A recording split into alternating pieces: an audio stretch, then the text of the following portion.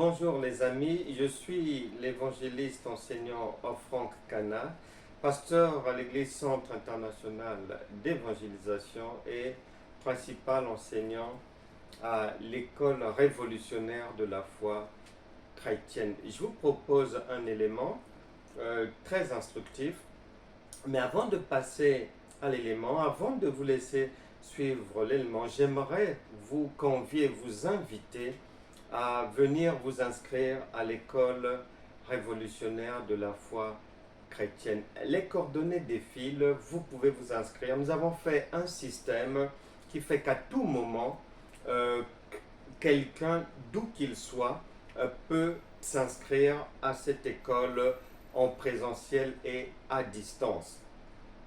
Bien aimé, beaucoup de chrétiens souffrent. Beaucoup de pasteurs, docteurs, apôtres, brebis, prophètes, prophétesses, évangélistes et autres souffrent. La Bible déclare faute de connaissance. Beaucoup de brebis souffrent. Les vies des chrétiens en général tournent en rond. Et la parole insiste toujours. Faute de connaissance. Osée chapitre 4, verset 6. Le Seigneur Jésus insiste en disant, vous connaîtrez la vérité et la vérité vous affranchira. Jean chapitre 8, verset 32.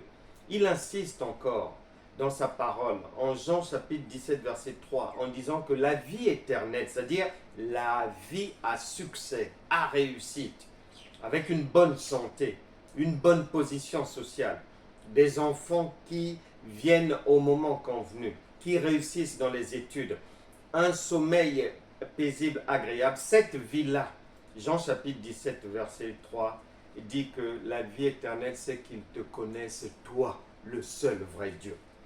Et plus loin, la parole déclare que l'onction divine, c'est la connaissance. Bien-aimé, je connais beaucoup de gens, que ce soit des serviteurs, des servantes de Dieu, ou des brebis lambda dont les vies tournent en rond. Pourquoi? Parce que les enseignements qu'ils dispensent ou qu'ils écoutent sont des enseignements de l'école maternelle d'enfants. Or, Hébreux chapitre 5, verset 12 à 13 nous invite à grandir dans la foi, dans la connaissance, à passer de l'étape d'enfant à celle d'adulte. Et 1 Corinthiens chapitre 13, verset 11 nous apprend que lorsqu'on est enfant, on dispense les enseignements des enfants et pour les enfants. Et avec une connaissance d'enfant. Mais lorsqu'on devient adulte, il faut ne plus dispenser les enseignements des enfants aux enfants, mais les enseignements d'adultes. Or, ces enseignements-là sont appelés la foi, la connaissance de Dieu, la connaissance du Seigneur Jésus. La vie éternelle, c'est qu'ils te connaissent, toi, le seul vrai Dieu. Je connais des servantes, des serviteurs, des gens qui sont dans le Seigneur depuis 15-20 ans, qui ont même fait beaucoup d'églises, qui ont enseigné longtemps, mais qui sont toujours dans l'adultère, dans l'impudicité, d'une manière cachée, dans des péchés cachés.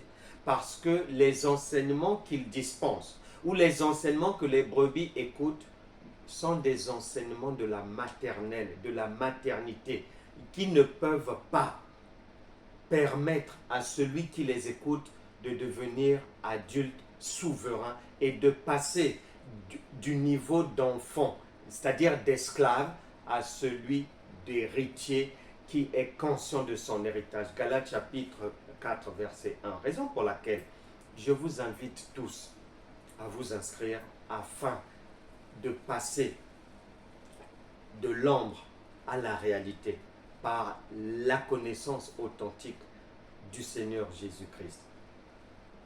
Vous êtes les bienvenus, apôtres, docteurs, pasteurs, évangélistes, prophètes, diacres, diaconesses, bergers, évêques. Vous êtes les bienvenus.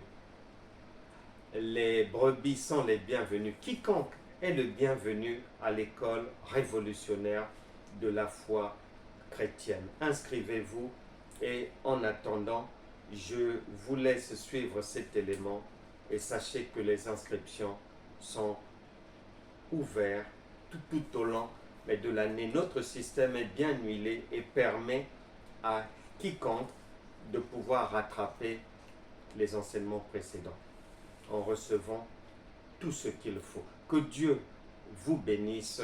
Je vous laisse maintenant suivre cet élément et à très bientôt.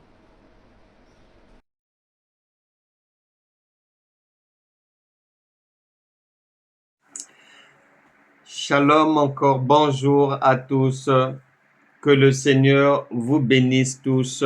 Vous êtes les bienvenus dans cette série d'enseignements sur la bonne rencontre et le mariage sans divorce. La bonne rencontre et le mariage sans divorce. C'est notre série d'enseignements débutée la semaine dernière et appartenant à ce groupe intitulé célibataire-couple-mariage chrétien.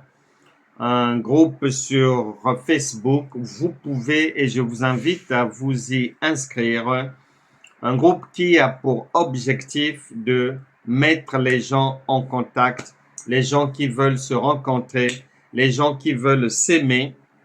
Donc, c'est l'objectif principal de ce groupe, la connexion entre personnes qui veulent se rencontrer, parce que dans le monde chrétien, souvent, selon les endroits, les pays, les environnements, les chrétiens ne se rencontrent pas forcément, n'ont pas l'habitude de se rencontrer. Et donc, ce groupe a pour ambition, a pour mission de faciliter ces rencontres, ces connexions. Vous êtes donc les bienvenus ici. Nous avons rendez-vous chaque samedi. Ce groupe a été institué pour vous. Il a débuté ses rendez-vous en live samedi dernier. Vous pouvez retrouver cela sur ma page. Et c'est notre deuxième rendez-vous dans la série d'enseignements sur la bonne rencontre et le mariage sans divorce. Parce que c'est vrai que nous voulons aider, nous sommes disposés à aider. Et en matière d'aide, lorsqu'on veut le faire, vaut mieux bien le faire.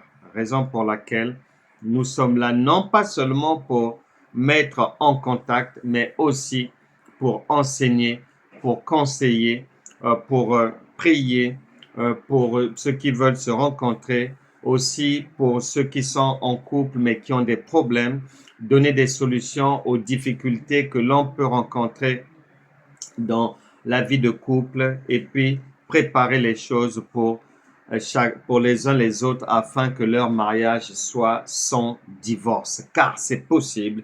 La Bible déclare, tout est possible à celui qui croit et il y a des gens qui le vivent. Nous débutons donc après ces moments de partage. Shalom à tout le monde encore.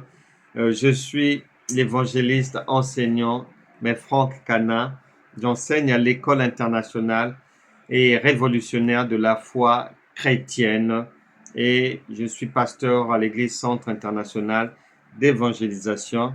Et puis, nous avons nos amis de la main d'association du ministère Vallée des Miracles à l'île Maurice. Shalom à vous, shalom à la prophétesse Kajal Ramia, à son époux, serviteur de Dieu, Pravesh Ramia. Shalom à Niels, au frère Taylor Rice. Shalom à la sœur Simla. Shalom au pasteur Joshua. Shalom au pasteur Carver. Au pasteur Jacqueline. Je vous salue tous là-bas du côté de l'île Maurice. Nous vous aimons. Nous parlons donc aujourd'hui, donc il faut vous inscrire, je le répète, sur la page Facebook du groupe célibataire-couple-mariage chrétien. Vous vous inscrivez de manière à ce que si vous voulez faire une rencontre, si vous avez des difficultés, si vous voulez être aidé, si vous voulez des conseils en vue du mariage, vous pouvez nous contacter. Les coordonnées sont bien écrites. Vous pouvez nous contacter. Vous avez les coordonnées. Il n'y a pas de problème. Nous parlons aujourd'hui du partage intitulé « Comment attendre et aller vers le bon conjoint ». Comment attendre et aller vers le bon conjoint, c'est-à-dire le bon partenaire. C'est de ça que nous allons parler aujourd'hui. Et la première chose à dire, bien-aimé, c'est que la Bible déclare en Genèse, si tu te posais la question sur ce que le Seigneur a comme volonté pour toi, est-ce que le Seigneur voudrait que tu restes célibataire à vie? Est-ce que le Seigneur voudrait te voir en couple? Etc., etc. Écoute bien, Dieu n'est pas un homme pour mentir, dit la parole de Dieu, et il ne peut pas se dédire ni se tromper. Il est écrit ceci, Genèse chapitre 2, verset 18. L'Éternel Dieu dit, il n'est pas bon que l'homme soit seul. Je lui ferai une aide semblable à lui. Je lui ferai une aide semblable à lui. Donc, dès le départ, nous avons les éléments de réponse que dans la pensée de Dieu, pour Dieu, un mariage, c'est deux personnes de sexe opposé. C'est clair. Il dit, il n'est pas bon que l'homme soit seul. On parle de l'homme. Ensuite, on dit, je lui ferai une aide semblable à lui. Donc, on continue. Genèse chapitre 2, verset 24. C'est pourquoi l'homme quittera son père et sa mère et s'attachera à sa femme. On n'a pas dit que l'homme s'attachera à l'homme, que la femme s'attachera à la femme. Non. On a dit, c'est pourquoi l'homme quittera son père et sa mère et s'attachera à sa femme et ils deviendront une seule chair. Donc là, si tu te posais des questions, tu as déjà les éléments de réponse que dans la pensée de Dieu, le mariage, c'est un homme et une femme. Rien d'autre. Donc, tout ce que tu peux rencontrer dans la rue ou voir à la télé ou dans les magazines, la parole de Dieu qui est Dieu te dit que ça ne le concerne pas, ça ne vient pas de lui, cela n'est pas son inspiration. Les mariages de personnes de même sexe ne proviennent pas de Dieu. Et donc, on a déjà un premier élément de réponse que la volonté de Dieu est que chacun puisse rencontrer son âme sœur, la bonne personne, et qu'une femme puisse rencontrer son homme, et qu'un homme puisse rencontrer sa femme. Ça, c'est la pensée de Dieu, la volonté du Créateur. Maintenant, il y a un problème. Le problème, c'est que lorsque nous nous retrouvons pour une série d'enseignements sur la bonne rencontre et le mariage sans divorce, et qu'aujourd'hui nous parlons de comment attendre et aller vers le bon conjoint, eh bien, il faut dire que nous faisons cela suite à un constat. Quel est le constat? Le constat est que même parmi les croyants, même parmi les chrétiens, il y a beaucoup de divorces.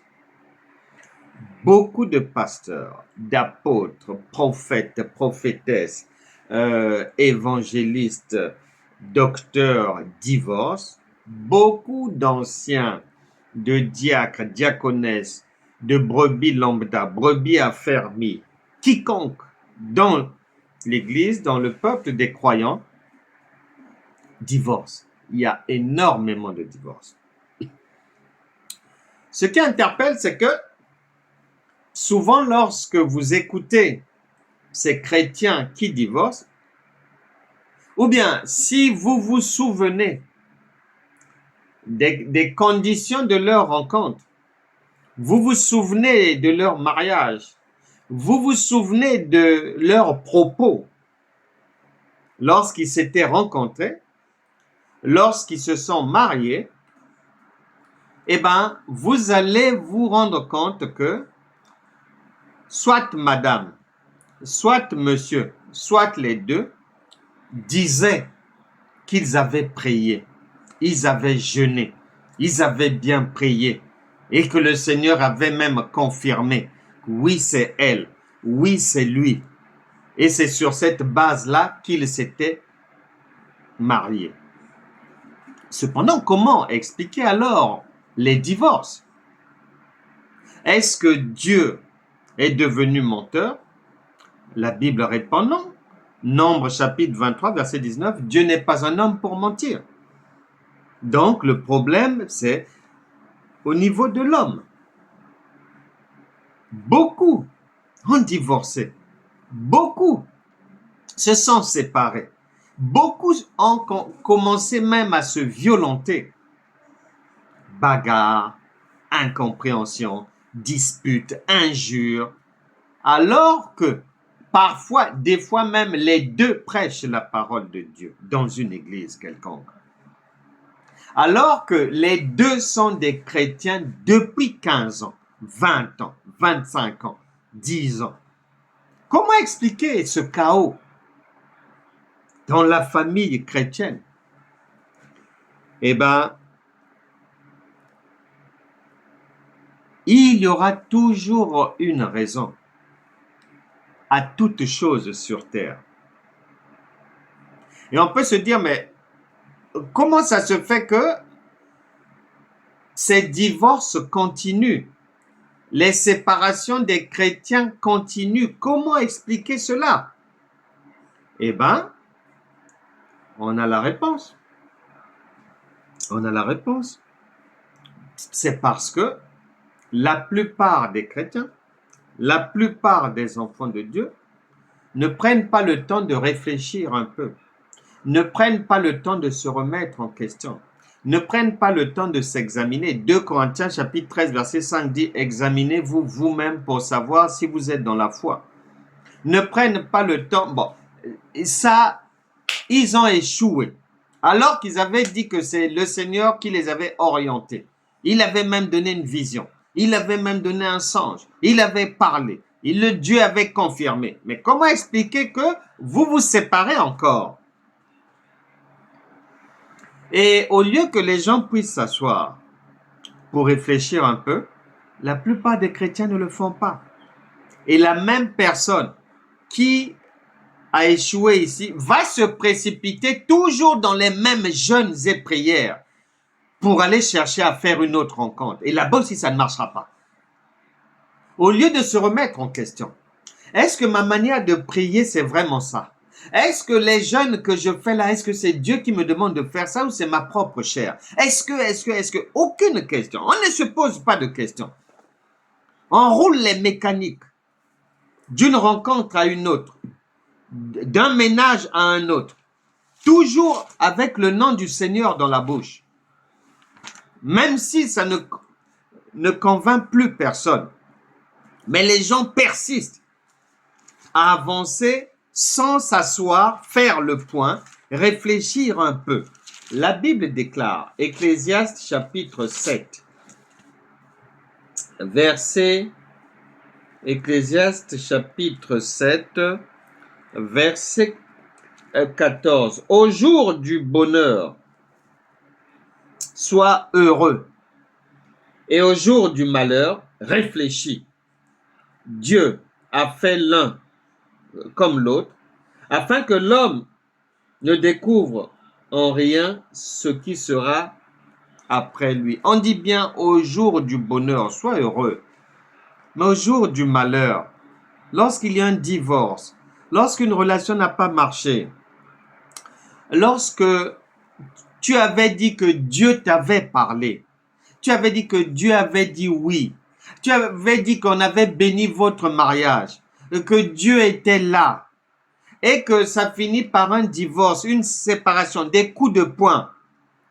Il faut s'asseoir. C'est le conseil que Dieu donne et que beaucoup d'enfants de Dieu ne pratiquent pas. Nous sommes là pour s'entraider dans ce groupe célibataire, couple, mariage chrétien. Nous sommes là pour s'entraider et je t'invite à t'inscrire dans ce groupe Facebook intitulé célibataire, couple, mariage chrétien. Chacun doit savoir que le conseil de Dieu dit que lorsqu'il y a quelque chose de mauvais, on s'assoit d'abord pour réfléchir. Pourquoi ça n'a pas marché? Est-ce que je me suis trompé? Quelle est ma part de responsabilité dedans? Qu'est-ce que je dois changer? Qu'est-ce que je dois modifier? Est-ce que j'ai reçu les bons enseignements? Est-ce que je suis au bon endroit pour écouter la parole de Dieu? Est-ce que les enseignements que je reçois viennent d'en haut, viennent vraiment de Dieu? Est-ce que c'est pas la lettre qu'on m'enseigne? Est-ce que c'est vraiment l'esprit? Parce que la Bible déclare la lettre tue, c'est-à-dire la connaissance au premier degré, la connaissance terrestre tue, mais c'est l'esprit, c'est le spirituel, la connaissance spirituelle qui donne la vie. Est-ce que ce que j'appelle esprit, est-ce que lorsque je dis que je fais telle chose, je jeûne, je prie, est-ce que c'est spirituel ou bien c'est charnel? Est-ce que? On doit réfléchir. Désormais, ne commets plus cette erreur-là. Réfléchis d'abord. Lorsque tu as connu un échec, et même si tu n'as pas encore connu d'échec, il est bon, la Bible déclare, de réfléchir et de s'examiner. La volonté de Dieu est que chacun puisse se marier, mais nous constatons une croissance des divorces. On a dit qu'il y a toujours au moins une raison. Et l'une des raisons, c'est que sans réfléchir, sans prendre le temps de s'examiner, de se remettre en question, les gens vont d'une rencontre à une autre, sans faire le point.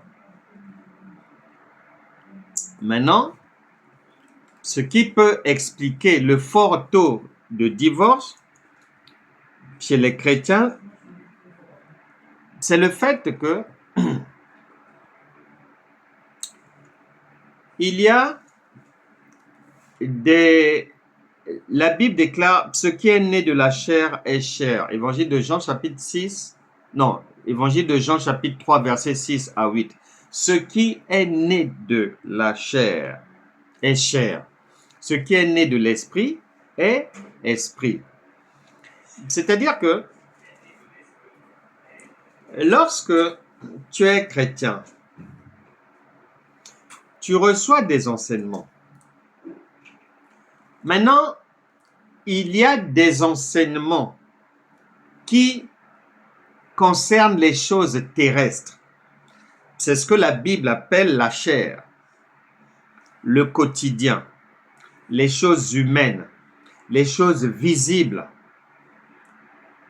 Ces enseignements-là, basés sur le terrestre, il y en a à foison. Maintenant, il y a des enseignements qui portent sur les choses spirituelles, celles que les yeux ne voient pas. Maintenant, lorsque tu fais une rencontre en t'appuyant sur la connaissance que tu as reçue venant des enseignements, eh bien, si les enseignements que tu as reçus sont des enseignements terrestres, c'est-à-dire basés sur la lettre, eh bien, si là où tu vas, tu rencontres un problème spirituel, tu ne pourras pas y faire face.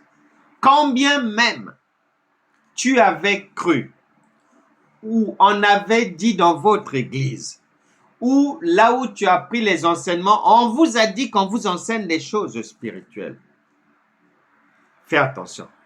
Parce que beaucoup pensent qu'ils sont spirituels alors qu'ils sont charnels. Beaucoup d'églises locales pensent qu'elles enseignent des choses spirituelles alors qu'elles enseignent des choses terrestres. Beaucoup de gens pensent avoir une connaissance spirituelle alors qu'ils ne l'ont pas. Ce qui fait que quand quelqu'un va rencontrer une autre personne, les deux décident de se mettre en fiançailles ou après de se marier. Les deux ou l'un d'eux se dit que j'ai une connaissance quand même, je suis chrétienne, je suis chrétien, donc il n'y a pas de problème, le Seigneur est avec moi. Faux. Il faut bien s'assurer parce que si vous n'avez qu'une connaissance terrestre, si des problèmes spirituels vous arrivent là-bas, vous surprennent, vous ne pourrez pas y faire face, ça finira par une séparation, par un divorce. Parce qu'il n'y a que l'homme spirituel qui est à même de résoudre un problème spirituel. Quand bien même quelqu'un se considère comme étant spirituel, ce n'est pas un problème, on le saura à quel moment.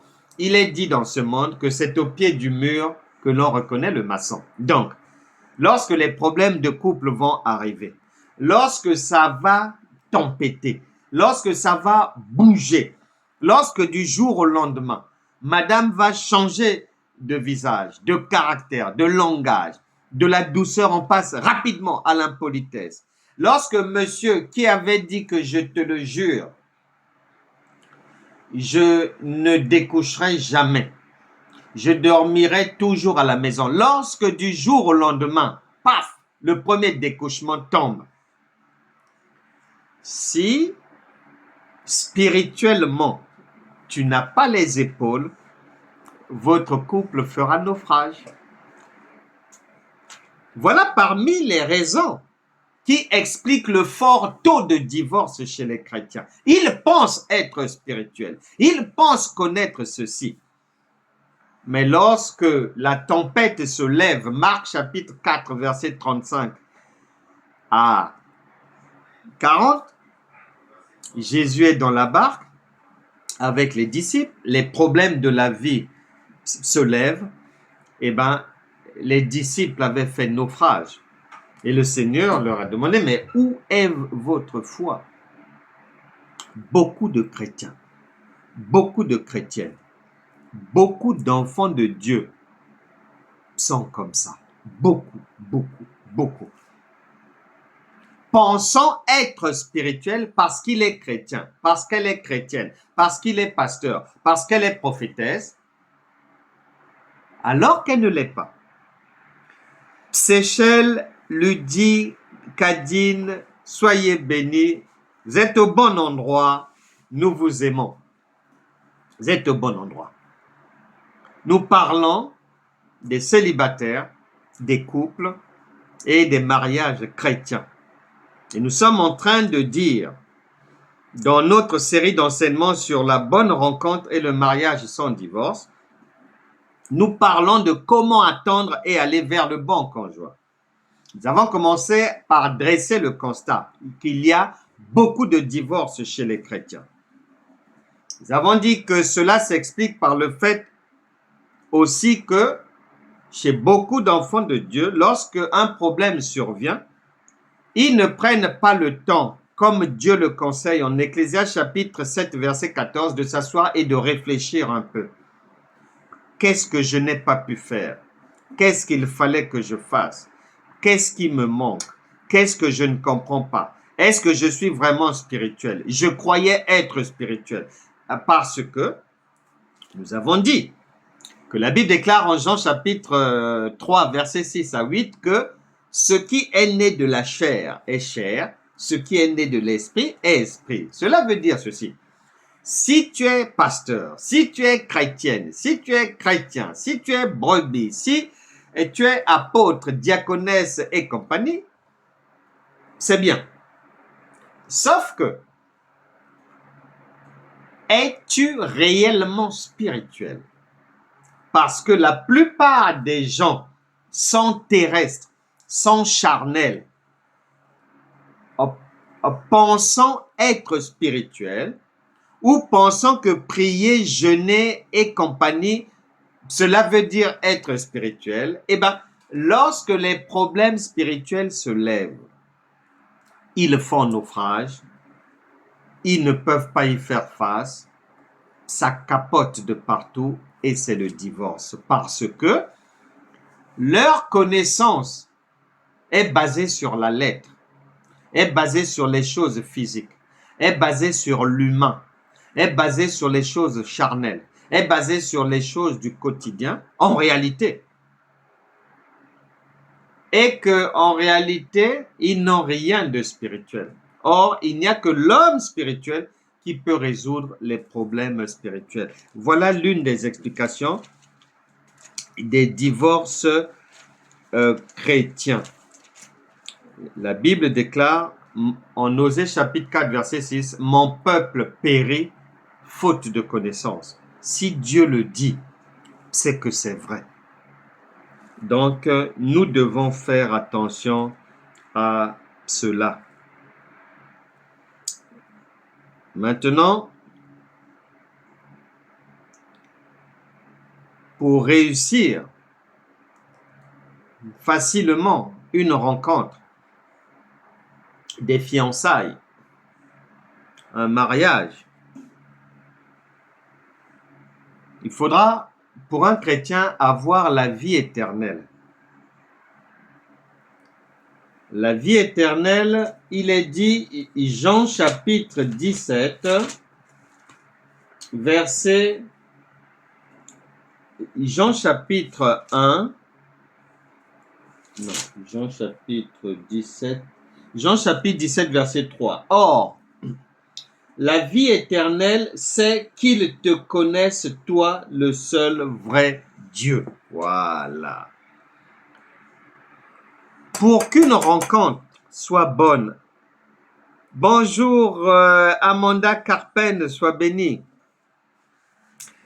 Pour qu'une rencontre soit bonne, pour ceux qui nous prennent maintenant, ceux qui nous rejoignent maintenant, vous prendrez le temps, si vous avez loupé le début, nous laissons l'élément sur les réseaux sociaux, vous prendrez le temps de suivre à tête reposée. Je suis en train de dire, vu qu'il y a beaucoup de divorces parmi les chrétiens, et nous avons donné quelques raisons, et que la volonté du Père et la volonté de chacun serait qu'il n'y en ait plus. Parce que l'enfant de Dieu, le chrétien, n'est pas destiné à divorcer. Non. La volonté de Dieu est que l'homme quittera son père et sa mère, s'attachera à sa femme. Et les deux deviendront une seule chair, une même chair. C'est celle-là la volonté de Dieu. Et nous devons donc dans la vie éviter les erreurs. Non seulement les erreurs, mais éviter aussi les erreurs à répétition. Parce que la vie, il faut qu'elle se passe. Et l'idéal est qu'elle se passe bien, très bien. Raison pour laquelle, pour éviter les dégâts, pour éviter les erreurs dans les choix et dans les décisions à prendre, nous avons créé ce groupe pour aider le plus grand nombre. Et je t'invite donc à t'inscrire dans ce groupe sur Facebook, groupe intitulé Célibataire-couple-mariage chrétien. Donc, pour que quelque chose dure, pour qu'une rencontre dure, pour qu'elle soit sans erreur, il nous est dit que vaut mieux que nous puissions connaître la vie, vivre dans l'éternité, vivre une vie éternelle. Et lorsqu'on vérifie dans les Écritures, la Bible nous indique que veut dire la vie éternelle. La vie éternelle veut dire qu'ils te connaissent, toi le seul vrai Dieu. Donc, il faut la connaissance. S'il n'y a pas la connaissance, Osée chapitre 4 verset 6 dit « Mon peuple va périr, faute de connaissance ». Et la connaissance qu'il faut avoir, c'est celle de savoir quels sont déjà les enseignements terrestres, la lettre.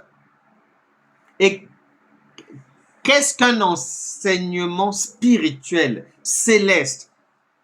Parce que la Bible déclare, au commencement, Dieu créa les cieux et la terre. Donc, il y a des enseignements charnels et il y a des enseignements célestes.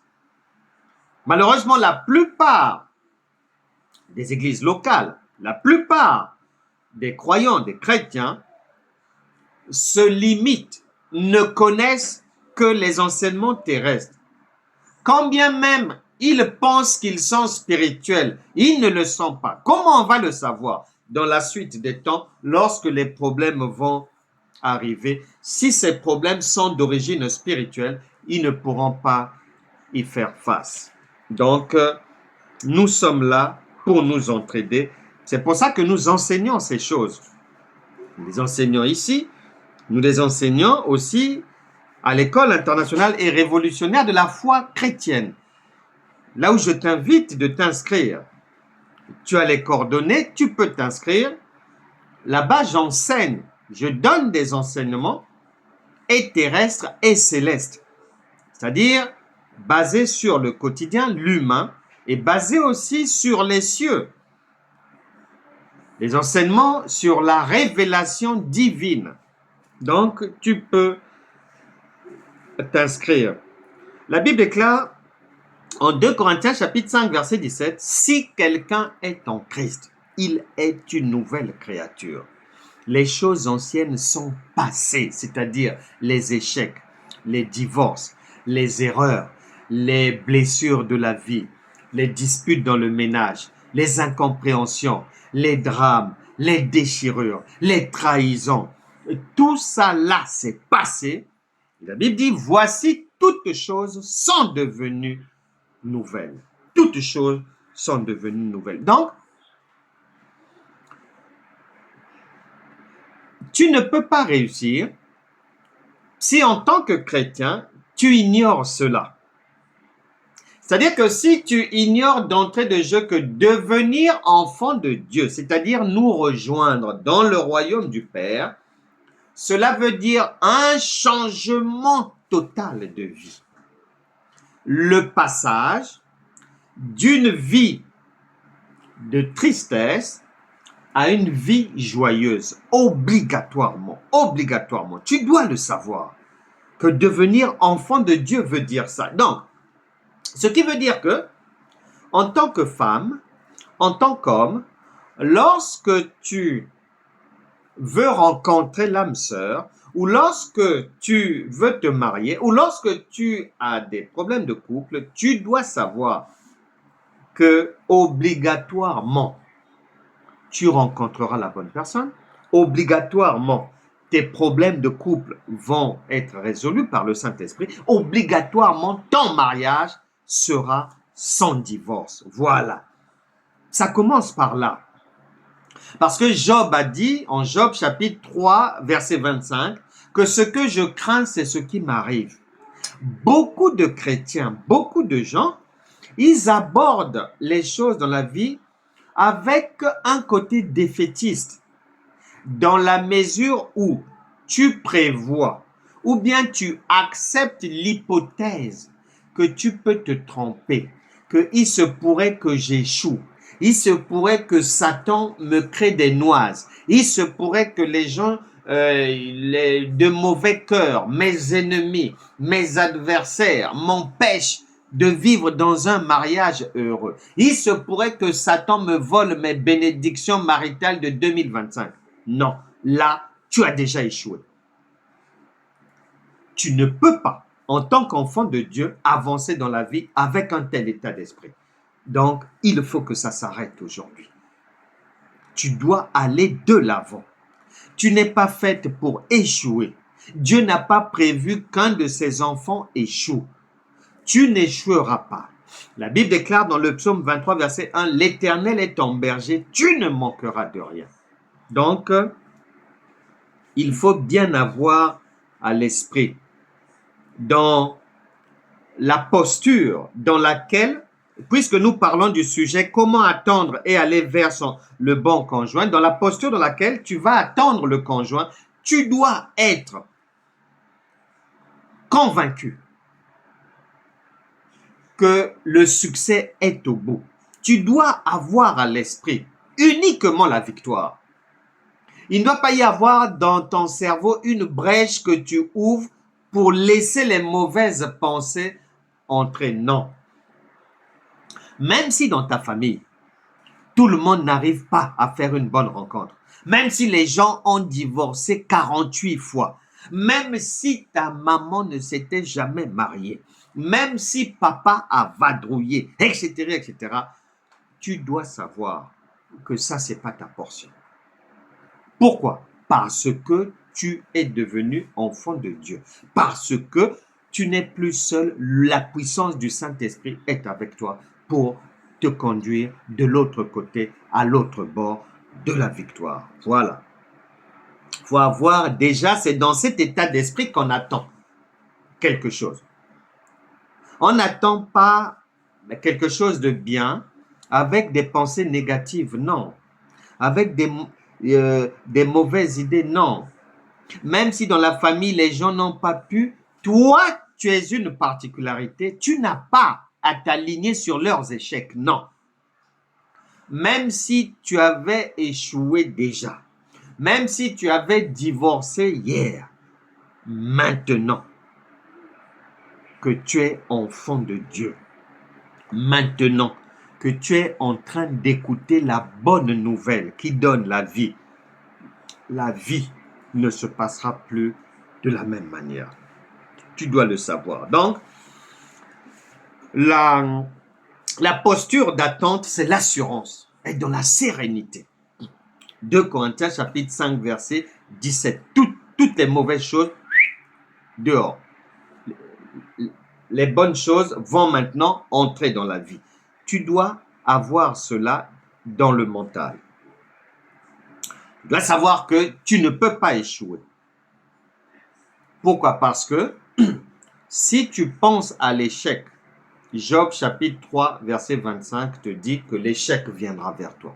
Donc, tu ne dois pas y penser. Tu dois avoir à l'esprit que dans ton choix, dans la rencontre que tu vas faire, dans le couple que tu vas former, dans le mariage dans lequel tu vas entrer, tu dois avoir à l'esprit que tu n'échoueras pas. Tu n'échoueras pas. Tu dois être rempli de positivité. Parce que ton assurance vient de ta nature divine. La Bible déclare en Éphésiens chapitre 2 verset 19 que tu es membre de la famille de Dieu. Tu fais partie des gens de la famille de Dieu. Donc, ce n'est pas n'importe qui. Et dans la bonne manière d'attendre, toi en tant que mère, toi en tant que père, un parent, si des fois ton enfant te demande quelque chose, tu réfléchis avant de lui donner ça.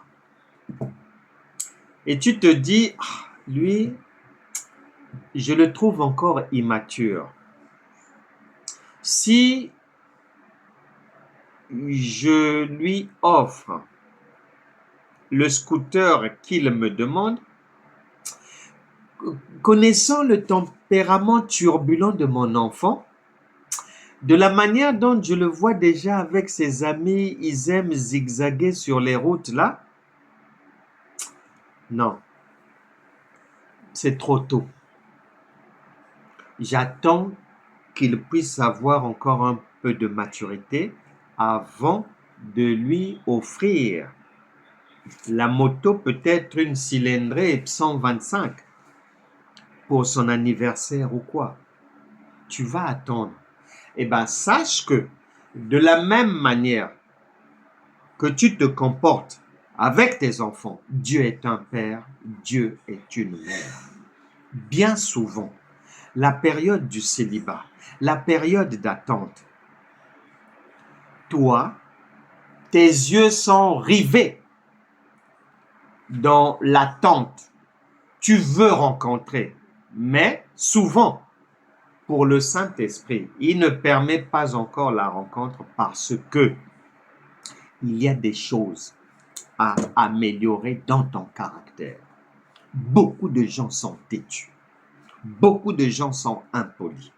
Beaucoup de gens ne supportent pas les, les, les, les, les remarques.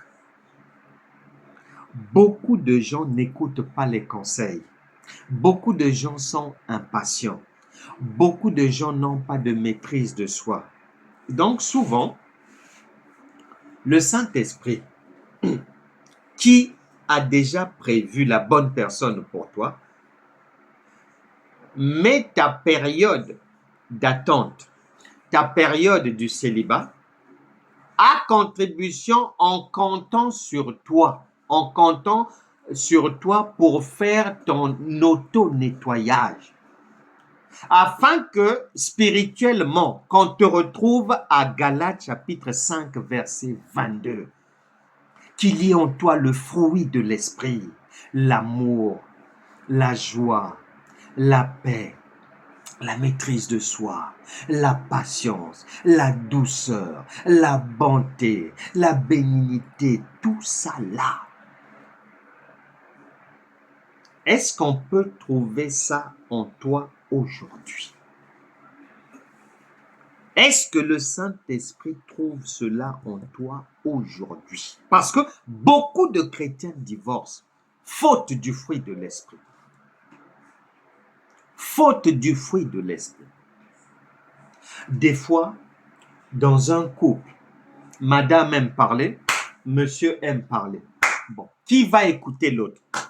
Chacun veut être écouté. Chacun veut en permanence avoir la parole. Chacun veut gueuler. Chacun veut hausser le ton. Mais ça va se finir en émiettement du mariage. Par un divorce. Bien sûr. Bien sûr. Et si tu ne sais pas écouter, si tu ne sais pas faire profil bas, si tu ne sais pas accorder la primauté à l'autre, ça ne marchera pas. Parce que la vie de couple, c'est Actes des Apôtres, chapitre 20, verset 35. Il y a, vous savez vous-même, le conseil du Seigneur qui a dit, il y a plus de bonheur à donner qu'à recevoir. Voilà, c'est ça l'amour. Donc, les gens aiment se plaindre. Les gens se précipitent. Là, ça n'a pas marché. Ils se précipitent, elles se précipitent pour aller faire une autre rencontre. Mais est-ce que tu as été nettoyé? Est-ce que la parole t'a lavé? Est-ce que tu es passé par Jean chapitre 15, verset 3? Est-ce que tu es passé par là-bas? Est-ce que tu as fait 2 Corinthiens chapitre 13, verset 5? Est-ce que tu es passé par Ecclésiaste chapitre 7, verset 14? Si tu ne fais pas toutes ces rues-là spirituelles, ça ne pourra pas marcher. Ça ne pourra pas marcher. Donc, bien souvent, le Saint-Esprit prend le temps en comptant sur nous pour le nettoyage, avant qu'il ne fasse apparaître devant toi la bonne personne. Donc, la période de célibat n'est pas une période de perte, n'est pas une période perdue. Humainement, chez les hommes, le temps passe, moi aussi à mon âge, les années passent, je deviens vieille, qui me prendra encore? Je suis maintenant vieux. Comment? Encore 10 mois, je pense qu'après, il sera trop tard pour moi. Non. La Bible déclare, Ésaïe chapitre 55, versets 8 à 9. Le Seigneur dit, autant les cieux sont éloignés de la terre, autant mes pensées sont éloignées de vos pensées, mes voix sont éloignées de vos voix. Donc la pensée de Dieu, elle est toujours à l'opposé de la pensée des hommes. Si tu étais découragé aujourd'hui, le Saint-Esprit te dit par ma bouche, il n'est pas trop tard. Tu avais mal compris. Tu étais dans une période de nettoyage. Tu étais dans une période dans laquelle tu avais un travail à faire sur toi-même pour que prochainement, que les problèmes que tu avais rencontrés hier, tu ne les rencontres pas encore là où tu vas aller pour faire la bonne rencontre. Et puis, il faut savoir écouter le bon conseil de Dieu. Il faut savoir écouter le bon conseil de Dieu. Je t'ouvre mon cœur pour t'aider, pour qu'on s'entraide dans ce groupe intitulé célibataire-couple-mariage chrétien. Tu peux inviter tes proches qu'ils viennent s'inscrire dans ce groupe.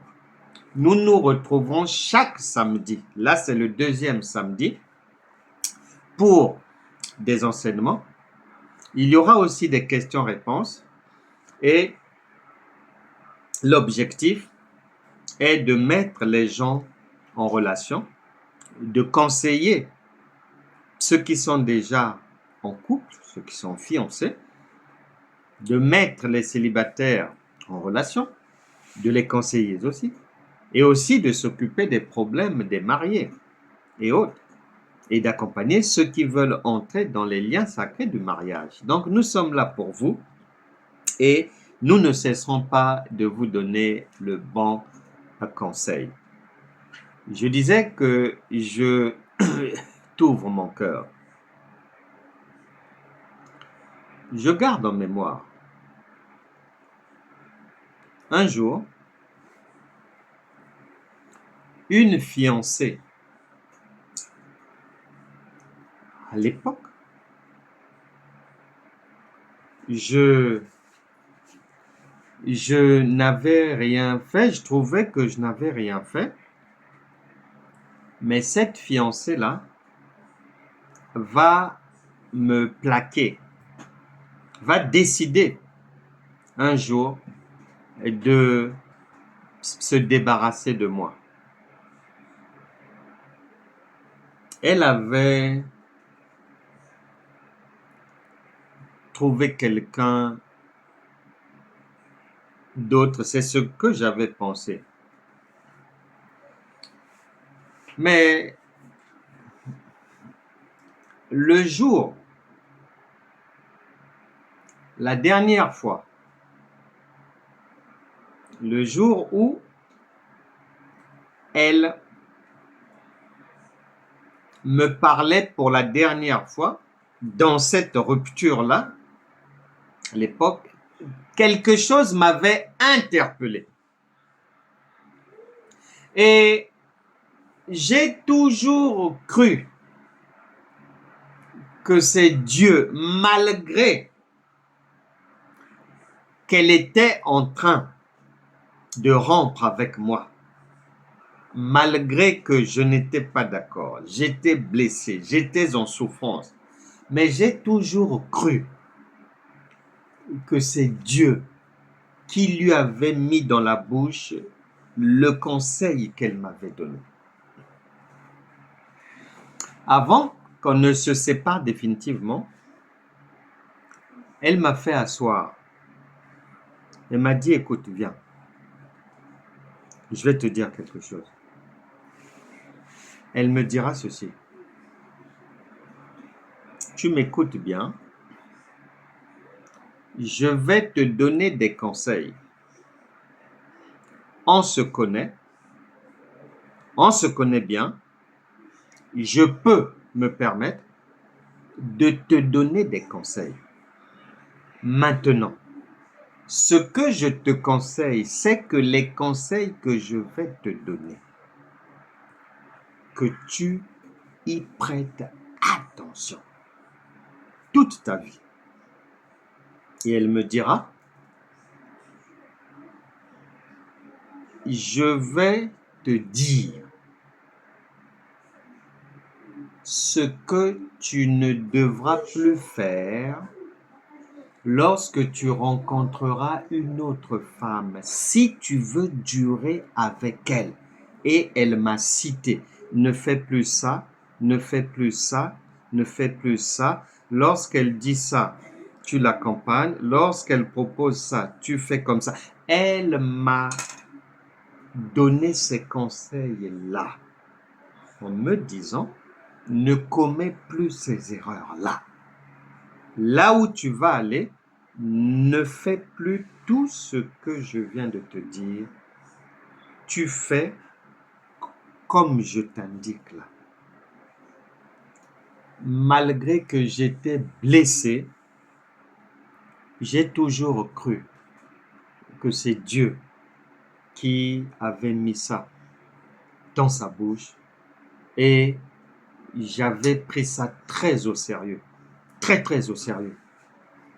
Et j'ai fait de mon mieux pour suivre les conseils qu'elle m'avait donnés. Donc souvent, on peut se croire propre.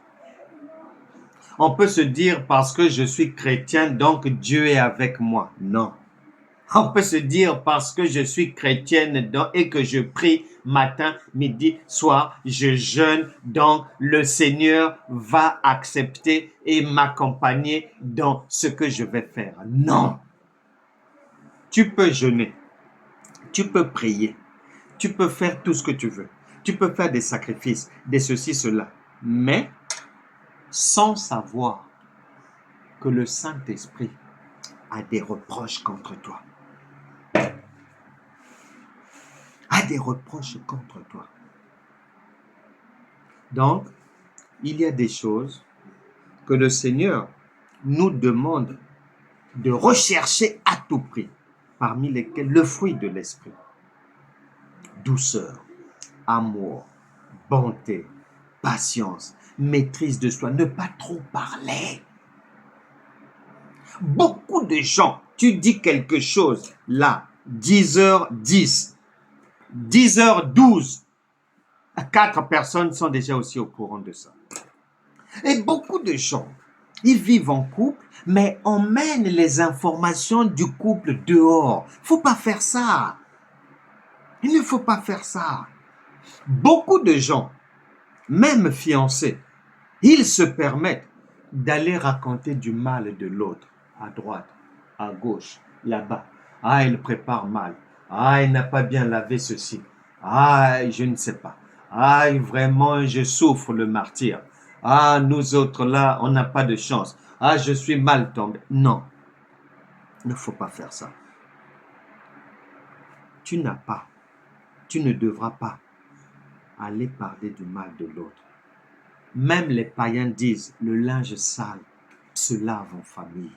Tu devras faire attention à ça. Donc, la période du célibat est une période nécessaire pour nous remettre en question, pour recharger les batteries, pour faire l'état des lieux, pour analyser, pour voir pourquoi est-ce que ça n'avait pas marché, pour voir aussi est-ce que la connaissance que j'ai de Dieu, est-ce qu'elle est suffisante pour me permettre de vivre une vie agréable.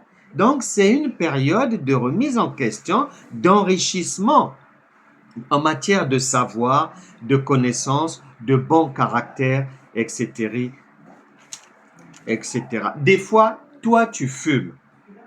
Mais celle que Dieu a prévue, qui va te rendre heureux, elle ne fume pas. Tu dois déjà commencer à faire l'effort de ne pas fumer. La boisson, c'est pareil. Beaucoup de choses comme ça. Donc, nous devons faire attention. nous parlons de comment attendre et aller vers le bon conjoint. Nous allons vers la fin. Et donc, nous sommes en train de lister ce qu'il y a lieu de faire et de ne pas faire dans cette période d'attente. Et si jamais tu es fiancé, tu es en couple ou marié et qu'il y a des secousses, des difficultés, prends conseil, écoute bien, mais aussi en pratique parce que ces conseils, ce que nous disons, ce que nous partageons, la connaissance que nous mettons à votre disposition, l'expérience que nous partageons de nos propres échecs et réussites, c'est pour vous. C'est pour et ceux qui sont encore dehors et ceux qui sont déjà dedans. C'est pour tout le monde. Ce sont des conseils de vie pour vivre la bonne vie. Nous devons faire très attention, car ce n'est pas parce que l'on est chrétien, ce n'est pas parce que l'on est chrétienne que ça veut dire que ça marchera, que ça veut dire que tout marchera. Non, si tu n'as pas la connaissance, ça ne marchera pas. Si tu n'as pas le fruit de l'esprit, ça ne marchera pas. Si tu n'as pas un bon caractère, ça ne marchera pas. Non. La Bible déclare,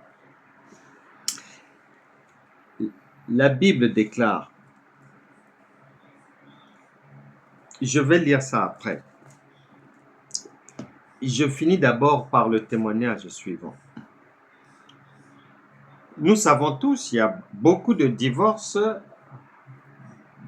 parmi les chrétiens, que ce soit les serviteurs, les servantes de Dieu ou les croyants, les brebis, les chrétiens affermis, beaucoup de problèmes. Mais ce qui nous intéresse aujourd'hui, c'est dans quelle attitude attendre l'âme sœur ou qu'est-ce qu'il y a lieu de faire pour résoudre certaines difficultés pour ceux qui sont déjà engagés quelque part. Tu réécoutes l'enseignement, tu comprendras. Je te partage ceci. Je connais quelqu'un. Cette personne-là était déjà chrétienne depuis des années. En tant que chrétien, il va rencontrer une servante de Dieu pasteur. Bien évidemment, mais quand c'est comme ça, madame prie à gauche et monsieur prie à droite pour demander la volonté du Seigneur. La réponse vient, c'est bon. Dieu mais veut qu'on soit ensemble. Ils se sont mariés. Madame est pasteur dans une église locale depuis plusieurs années. Et le mari, bon chrétien depuis aussi plusieurs années. Ils se marient. Quand ils se sont mariés, 1 an passe, 2 ans passent, au fur et à mesure du temps, un premier enfant, deuxième enfant, troisième enfant. À partir de la 3e année de leur mariage, tout à coup, soudain, c'est pour ça que je disais, tu peux être pasteur, tu peux être apôtre même, docteur et autres. Assure-toi bien que la connaissance que tu as là, est-ce que ça porte sur des choses terrestres et sur les choses spirituelles? Est-ce que c'est une connaissance uniquement de la lettre ou est-ce que c'est une connaissance de la lettre et de l'esprit? Car Jean chapitre 3 verset 6 à 8 dit, si ce qui est né de la chair est chair et ce qui est né de l'esprit est esprit. Cela veut dire, si tu as une connaissance qui porte sur les choses du quotidien, les problèmes de la vie courante, les choses charnelles, si tu as une connaissance qui porte sur ça, tu pourras y faire face lorsque le problème va se lever. Mais si tu n'as que cette connaissance-là, et que même si tu pensais que parce que tu étais apôtre, que tu étais spirituel, et qu'un problème spirituel se lève, si tu n'as pas les armes, tu fais naufrage, c'est fini, c'est le divorce. Il faut bien avoir ça à l'esprit. C'est pour ça que nous enseignons ces choses. Trop de catastrophes, trop de dégâts, trop de vies gâchées chez les chrétiens. Ce monsieur et sa femme pasteur, après la 3e année, les petites incompréhensions ont commencé.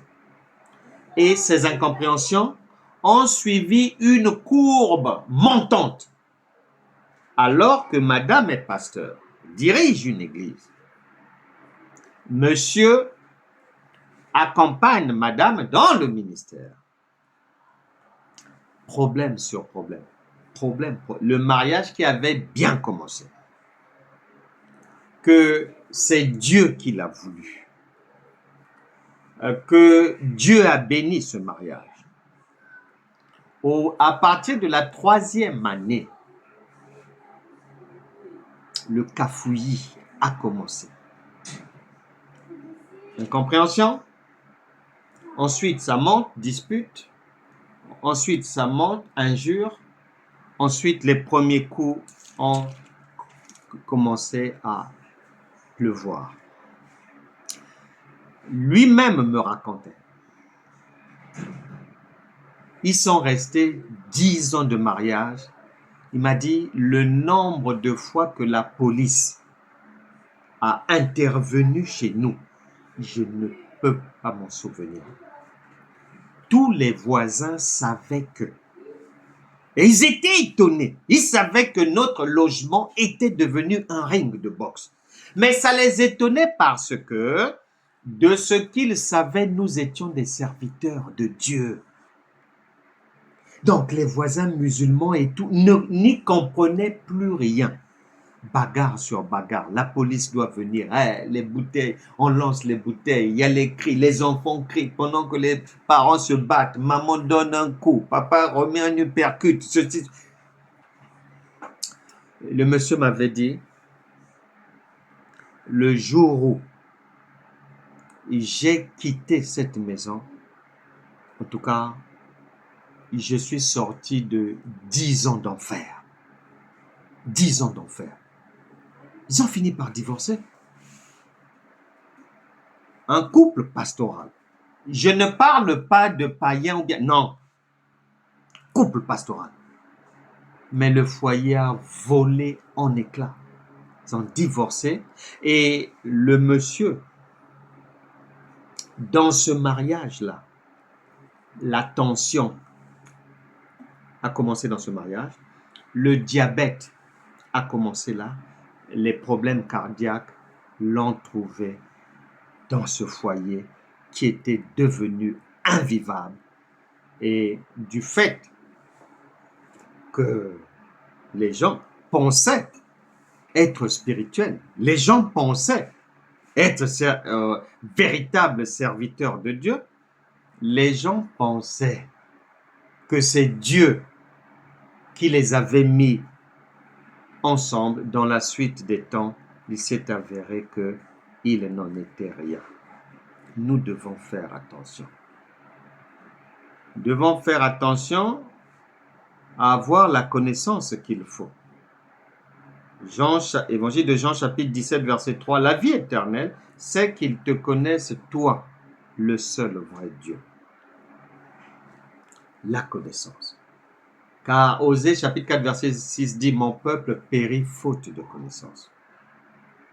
Il faut avoir les enseignements qu'il faut.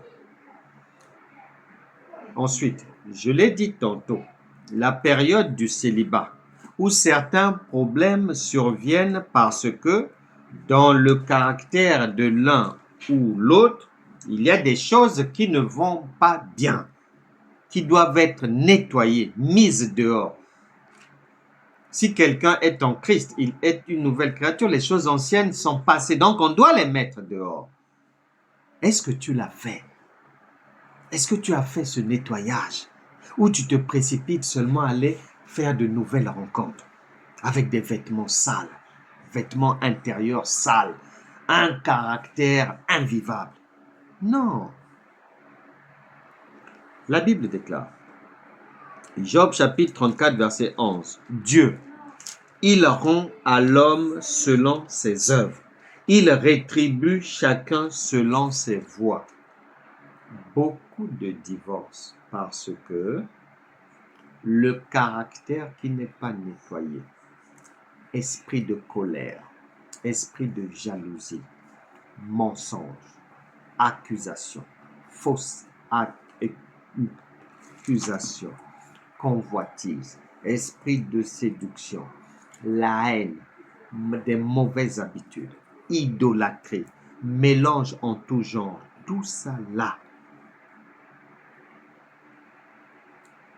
La Bible déclare, Jean chapitre 9 verset 31, Dieu n'exauce pas les pécheurs.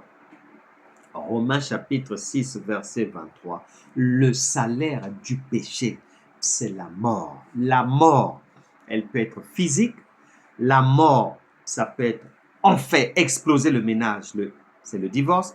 La mort, ça veut dire, on fait exploser les fiançailles. La mort, ça veut dire le diabète. La mort, ça veut dire le chômage. La mort, ça veut dire problème dans la famille. La mort, ça veut dire problème dans le travail. La mort, ça veut dire enfant malade. La mort, ça veut dire aucune démarche ne marche. La mort, ça veut dire on vous accuse toujours. La mort, ça veut dire l'hôpital matin, midi, soir. La mort, ça veut dire tumeur. La mort, ça veut dire sclérose, hépatite. La mort, ça veut dire l'hypertension, le salaire du péché, c'est la mort. Bien-aimés, pour aujourd'hui, nous allons nous arrêter là. Chacun doit s'examiner et tirer les leçons du pourquoi hier ça n'avait pas marché. Pourquoi hier ça n'avait pas marché alors que je suis déjà enfant de Dieu? Pourquoi hier ça n'avait pas marché alors que j'ai prié? Pourquoi hier ça n'avait pas marché alors que j'ai jeûné? Pourquoi ça ne marche pas alors que le Seigneur m'a dit? Chacun doit s'examiner. Faire attention. Il faut mettre à profit la période d'attente, la période du célibat pour se nettoyer soi-même, pour emmagasiner de la connaissance, pour prendre toutes les armes de Dieu, pour être bien outillé, pour que lorsque la connexion viendra, lorsque l'âme sœur viendra, tu auras déjà les vêtements de noces. Parce que les vêtements de noces, vaut mieux les avoir à l'extérieur, dès le dehors. Parce qu'une fois que tu rentres, mais si tu rentres avec les vêtements sales là-bas, bon, si tu ne te rends pas compte que tes vêtements sont sales en étant à l'intérieur, si tu n'as pas cette grâce-là, mais le mariage va exploser et ce n'est pas le but.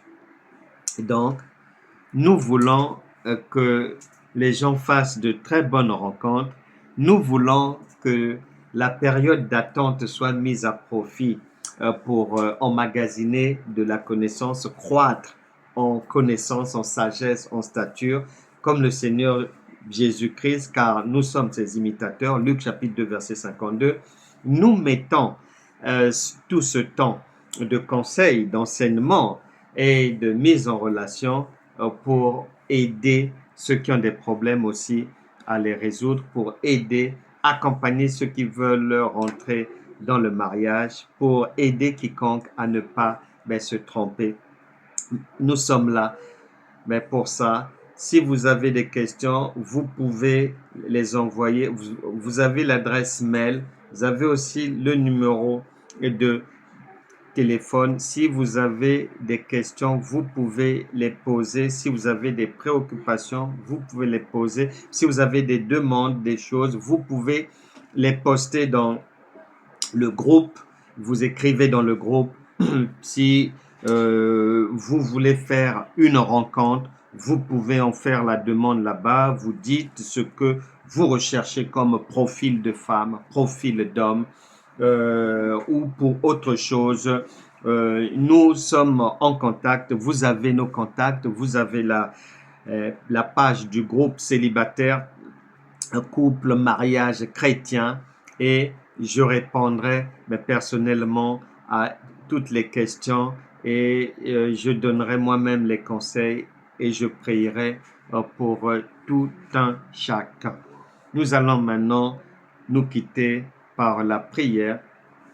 Nous allons prier. Tu ouvres ton cœur maintenant afin que Dieu te fasse du bien à toi et à ta famille, afin que Dieu te fasse du bien à partir de maintenant dans ce que tu veux faire, afin que tu rencontres la bonne personne, afin que tu ne sois plus la même personne.